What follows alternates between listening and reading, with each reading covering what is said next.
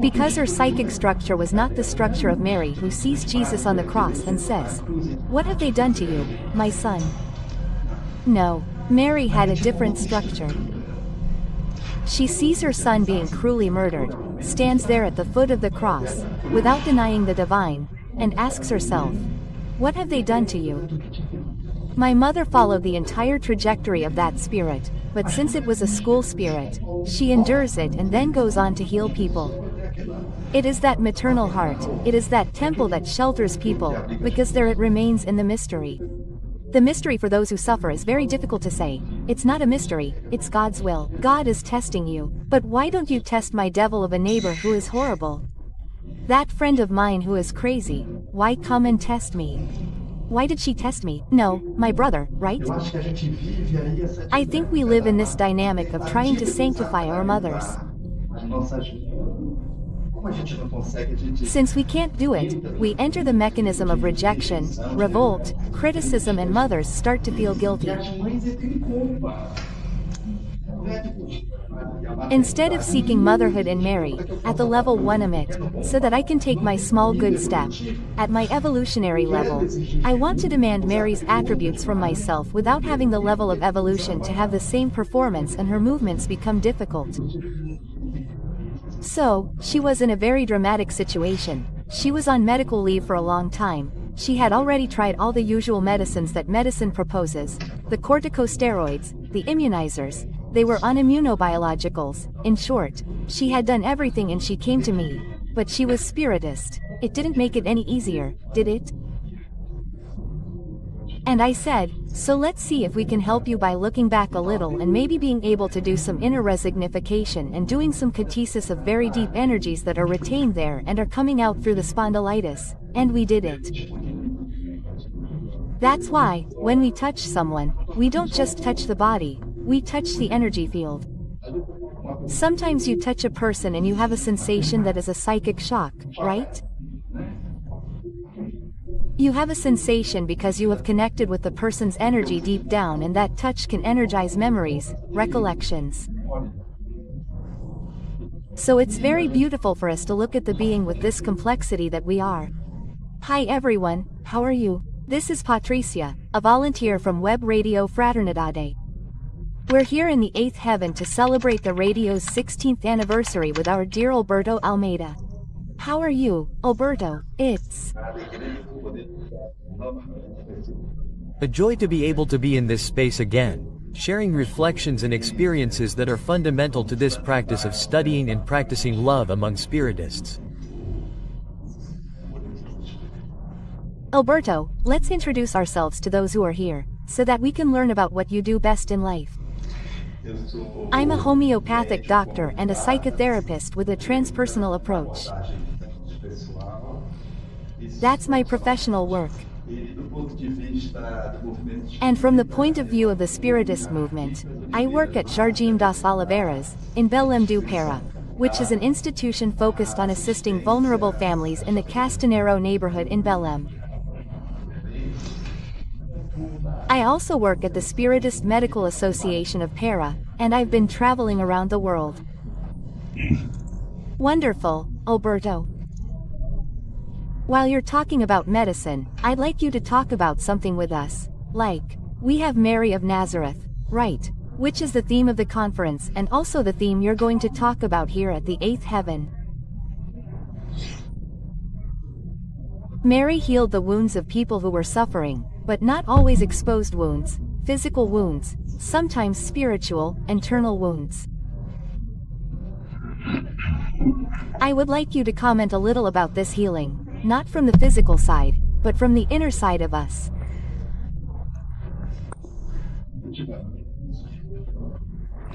And the healing processes come from the inside out when they are effective cures. The entire process from the outside in is a patch, where we postpone the healing for a later moment.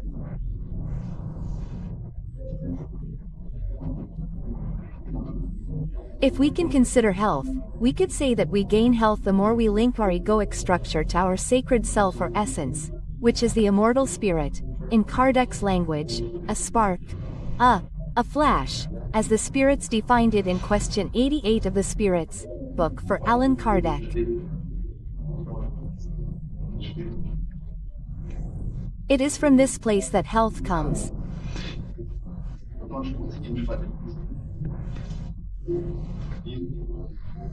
Because when we manage to make this link with the ego, the higher self or the divine self, or the inner Christ, according to traditions, we will realize that we are connected to cosmic health and, therefore, everything that happens to us from this contact in our most peripheral structures, such as the body, which is the most peripheral of all, is a phenomenon of health, even if it is an illness, because sometimes we see illness as something negative.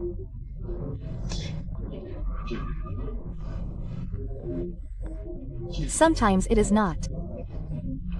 It is a purging of internal disorganizations.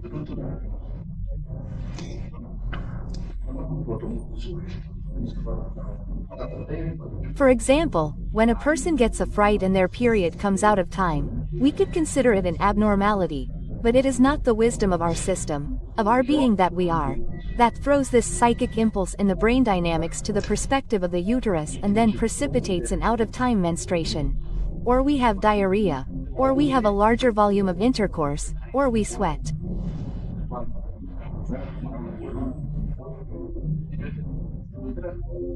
These are strategies that the body has to throw out what was welcomed inside and somehow made an impact. So, illness, in truth, according to the spirit André Louis, always emerges from our most intimate structures. And when they emerge into the body, sometimes they are emerging on this path of purification.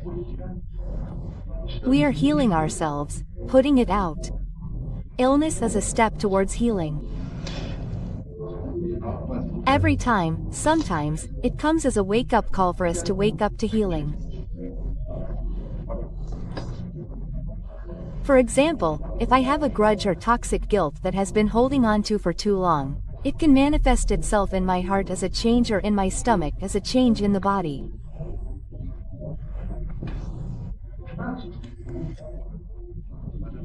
It is not emerging as an actual cure, but it is calling my attention to the fact that I am very ill and that I need to pay attention to eradicating our grudge or remorse or toxic guilt in order to heal myself. So it is an illness that is putting me on alert. It is a sign that is positioning me to look within myself. So, the manifestations of illness in the body can have many meanings, but effective healing comes from the inside out.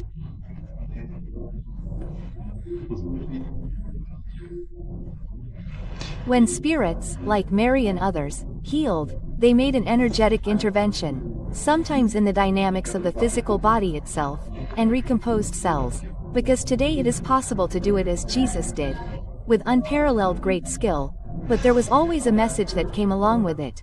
It was not a message, therefore, that came just as it was. No.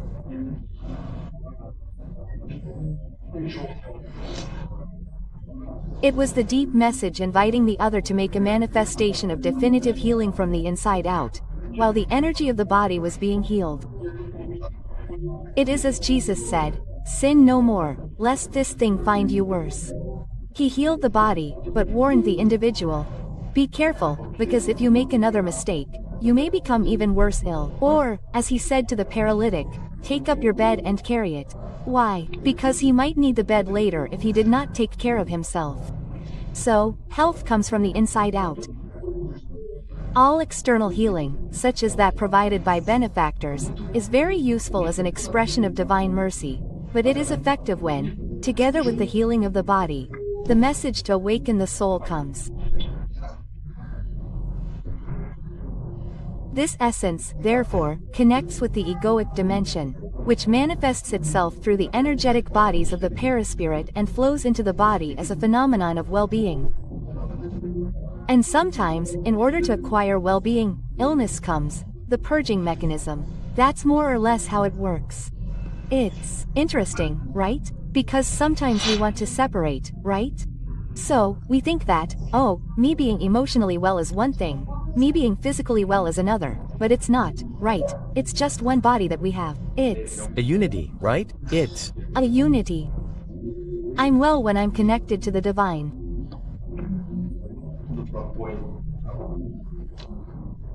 That's why Emmanuel, when he proposes the health of the soul as a definition of health and the harmony of the soul, when he proposes this to define health, he draws our attention to how much the soul needs to be at peace, with its consciousness connected to the divine, so that, from this harmony, all the other dimensions to which we are interconnected can benefit.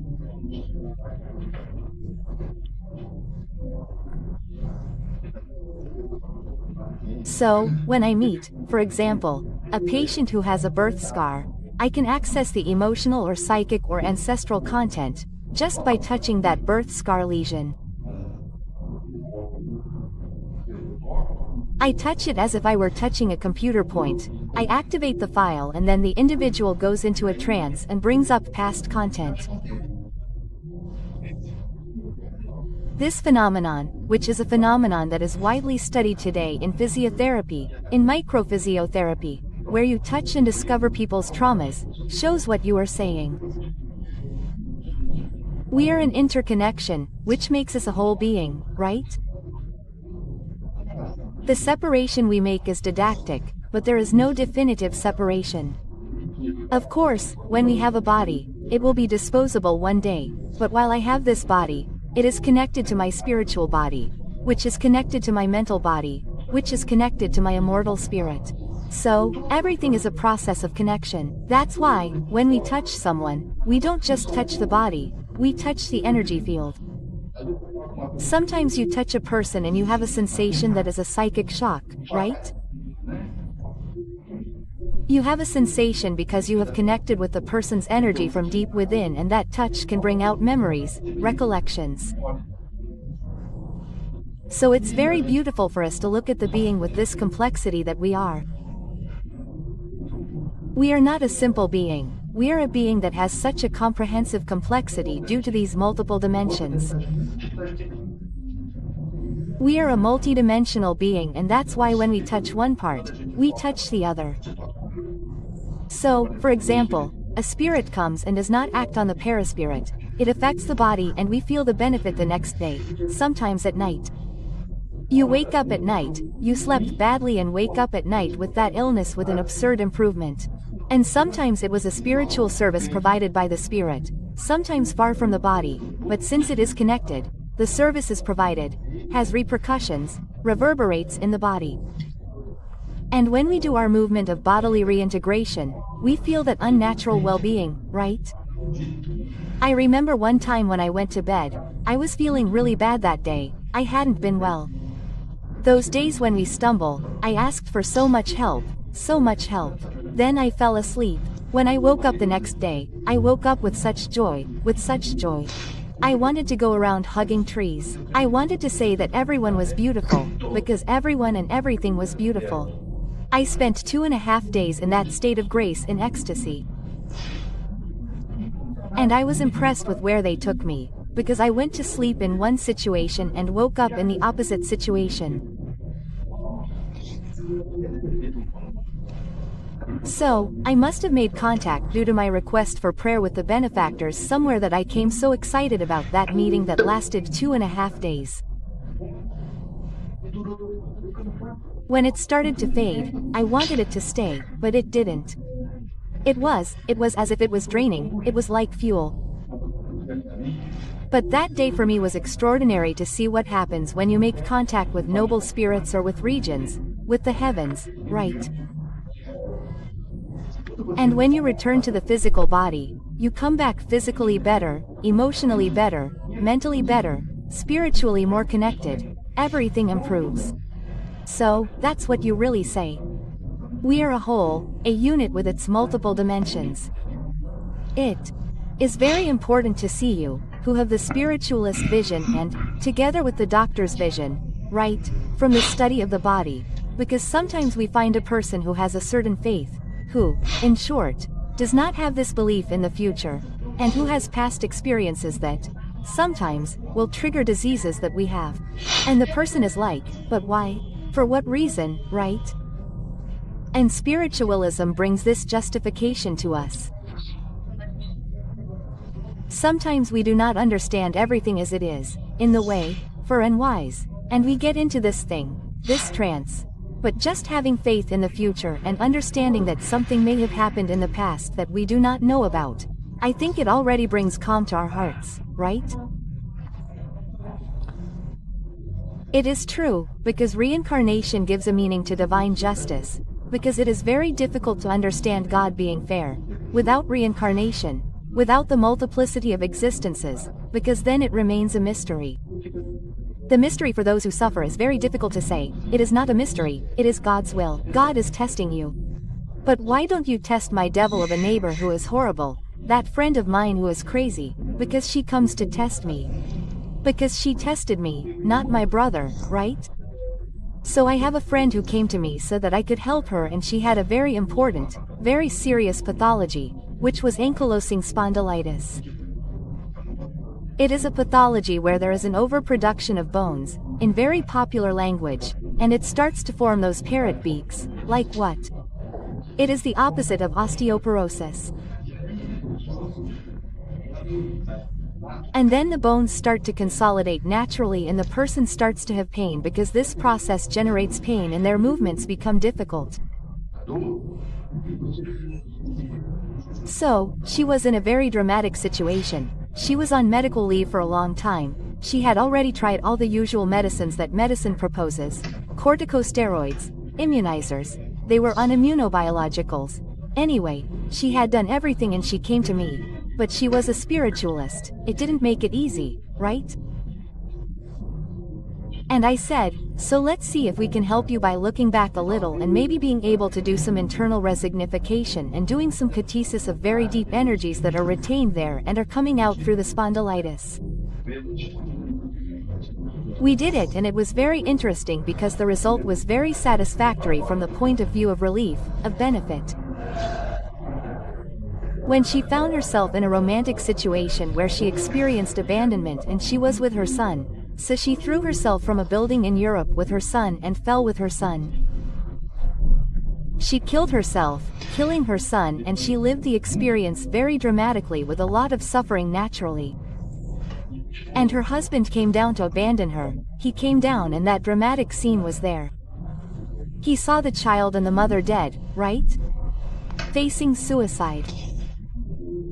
And one of the things that caught her attention the most was that the most painful areas were exactly the areas where the body fell. As the body fell, there was an injury in the pelvis that was a laterality that spoke of the severity of the disease in those places. There were also other changes in the laterality that was the way the body fell and where she fixed the guilt, the toxic guilt. So it was a very interesting experience, very painful, very interesting, because she was able to take several looks at this existence, not only of the disease, the illness itself, but of the whole set of life in relation to motherhood, right? Since she also committed a homicide, an infanticide, right? Her love, affective issue. I mean, this little dive into the past with a therapeutic perspective made her resignify a series of angles of her existence. It's as if she delved into that package of memories and brought back the emotion, affective relationships, motherhood and physical health that she sought. All of this, she was able to have a new perspective, she was able to, live the therapeutic experience that we proposed, which was to have a great physical and emotional catharsis, to give a new meaning, a new psychological command, which remained from that experience, which was an experience that made her, today, also a person with a tendency to suicide. Anyway, giving new meaning to that. So, an experience using the law of reincarnation makes the person reiterate all the medical, psychological, emotional, family and existential perspectives and make peace with God. So, reincarnation, that's why the spirits say that the first word of the divine alphabet is love, the second is reincarnation. Without reincarnation, God is missing. Aha. And God cannot be missing. God is plenitude, abundance, omniscience. What we lack is the understanding to include this law, right? Yes. And I realize this because I have a lot of experience in this area. And there is one that really caught my attention, because we were doing didactic regressions and there was a person in the group who didn't want to reincarnate. One was a Jewish reincarnationist, two were Catholic and were reincarnationists, psychologists, and the others were spiritualists, reincarnationists naturally. The only one who wasn't, she had a non-reincarnationist religious culture and she was active. And the most beautiful regressions were theirs, beautiful. And she said, but this ancestor of mine that I captured through genetic memory, she raised the thesis of genetic memory.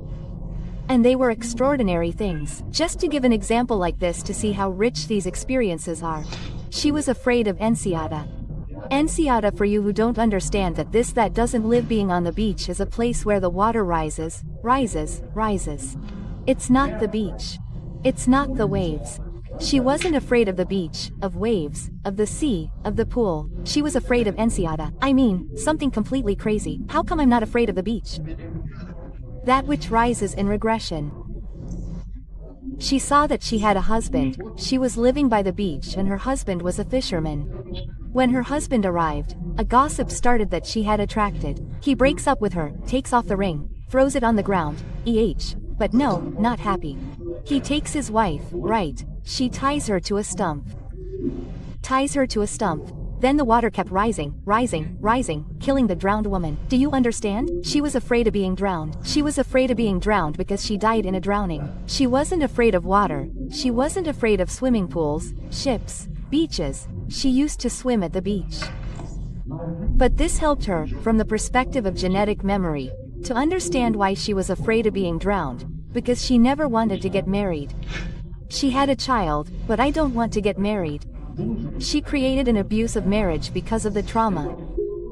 After 2 years of the most spectacular experiences that she researched to see if those historical phenomena that she was a participant in had existed, she came to a group and said, I now believe in reincarnation. Because the whole group teased her with description, but they teased her because she was the only one in the group who didn't believe. She had the most beautiful regressions and the teacher also followed this, and she said that it was genetic memory and that was fine. Genetic memory was another theory. 2 years later she came to the group and said that she believed in reincarnation. I mean, reincarnation took a while to overcome her belief system, because her religiosity does not believe in reincarnation. So it was difficult for her to make a qualitative leap there. But when she did, she improved her relationship with God. Wow, that's interesting. I was thinking here, how is it possible? You mentioned the first example of the scar, just touching the scar and remembering the whole history that the person went through until they got that scar, right? And it's cool because when we bring up Mary, the theme of Mary of Nazareth, here in heaven, you talk, about the uniqueness of the Gospel of Luke and Mary of Nazareth. Going back to the past, like you said, how do you see it? How can you make a connection between this uniqueness, this care, this acceptance, these wounds? How can we take care of them from this perspective?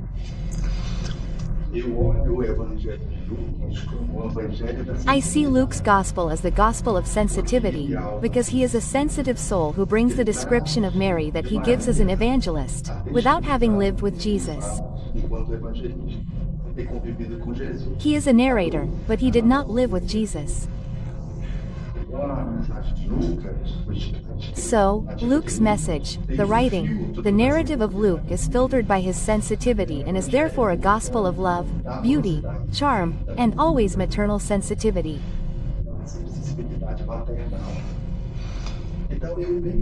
So I think I really like to bring it into everyday life. I think Mary is an archetype. We can see Mary as an archetype of motherhood. So, in the days that we live, we look at this theme and look at Mary, and we need to broaden this view so that we can drink from this deep source of everything that she can offer us. Why? Because Mary's motherhood speaks of the blessed fruit that was Jesus, right? The angel says that it is Jesus. And, in fact, she was one of the spirits, according to the spirit André Louis, who was part of that group of spirits that was reborn to, well, as a platform to anchor the life of Jesus, who is a spirit that we are not yet able to evaluate by its level of purity, the purest, according to the spirits, Allan Kardec said. So, John, the evangelist came, Elizabeth came, Zechariah came, Joseph, her husband came, Mary herself came, Anna, the prophetess came, Simeon came. A group that was Simeon, was the elderly person who stayed in the temple waiting to see the Messiah, right, who was a pious and just man. This group of spirits were groups of collective spirits.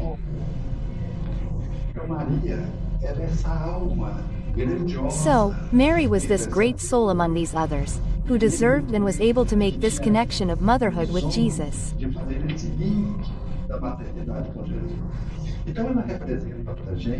So, she represents for us this entire archetype, this image of the woman mother, right?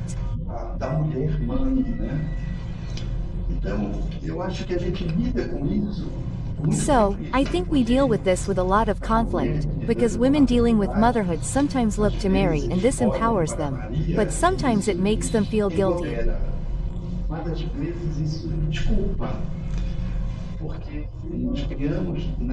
Because we create this relationship of anchored motherhood, this vision that Mary taught us to have, with a huge contradiction.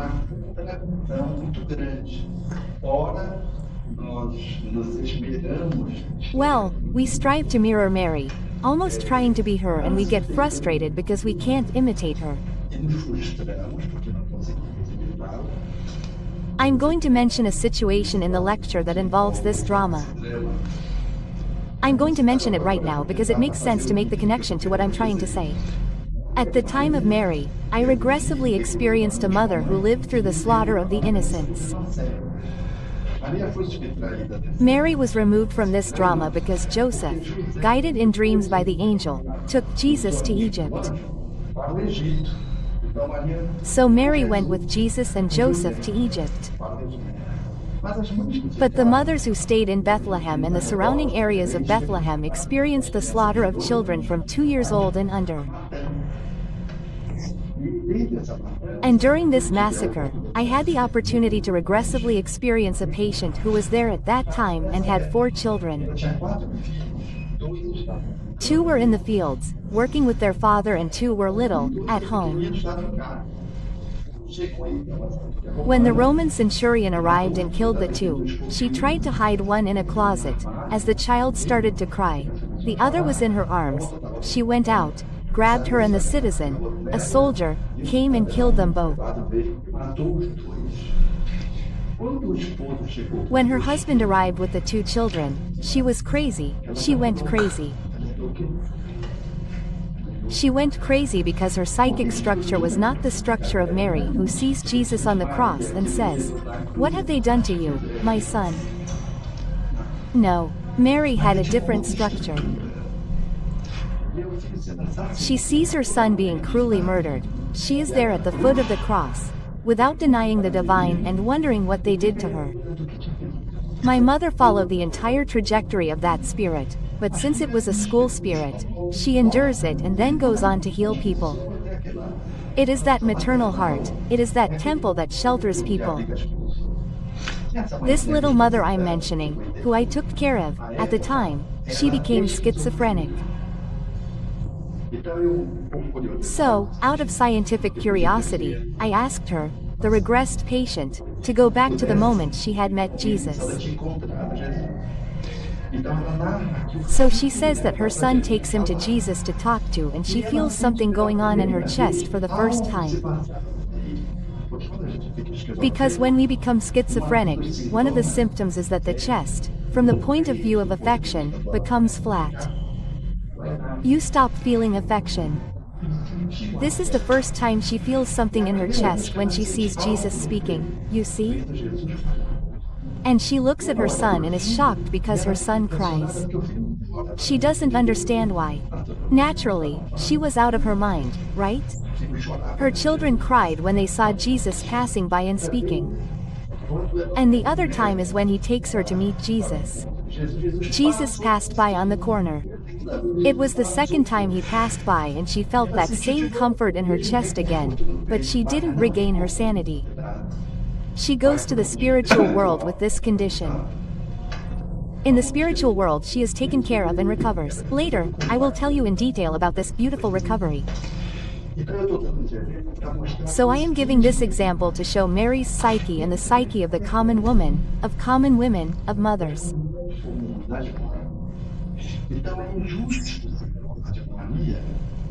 So it is unfair to demand of Mary when sometimes mothers demand of themselves a stoicism, a dedication that is not at the level of possibility, or when we demand of mothers inappropriately what they cannot give.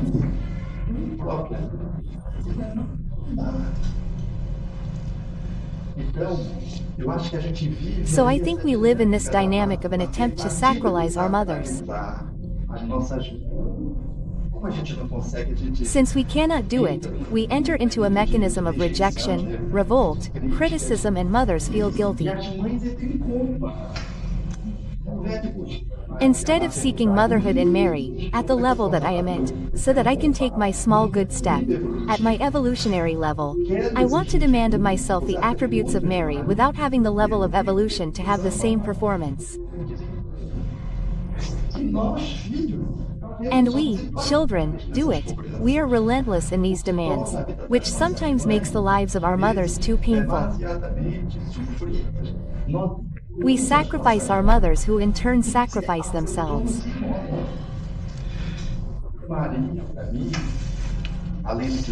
So, Mary, for me, in addition to what the spirits have already spoken to Bert Camp, through Maria Dolores, through Amelia Rodriguez, through Divaldo Franco, this enchantment that is the spirit of Mary, and the works of Von Pereira, who brings Veil dos Suicidas, right, and Mary in this service.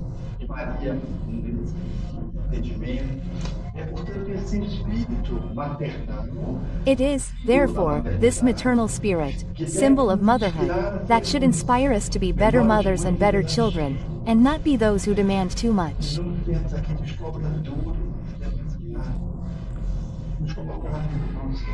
Put ourselves in our place and drink from this source. Be able to do what is within our reach and, as children, not crucify our mother, because we crucify our mother, wanting her to be Mary.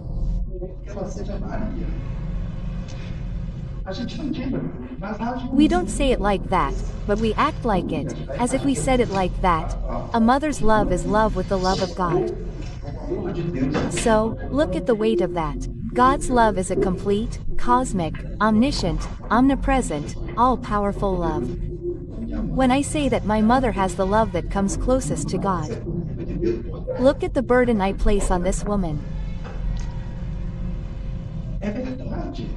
It's true that motherhood evokes the sacredness of Mary that lives within us, right? As an image, we have one within ourselves. We have a Joseph and we have an internal Christ. We have these symbols in our souls and we can make them emerge in an evolutionary process of the evolutionary step and step that we are doing, but not through violence, because then we transform the gospel into a whip and then we blame people.